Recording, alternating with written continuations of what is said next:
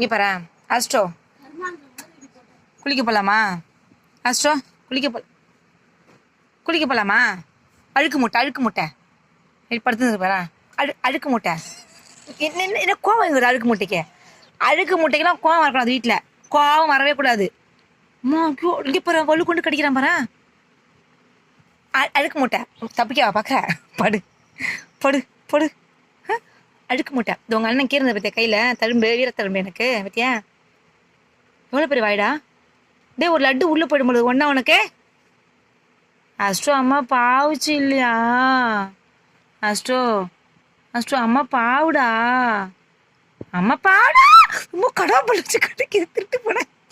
அது எப்போ வீட்டுக்குள்ளே வர வரைக்கும் அப்படியே பூனை மாதிரி மூஞ்சி வச்சுக்கிறீங்க. பார்த்தாலே பல நாள் பட்டினி கிடந்த மாதிரி.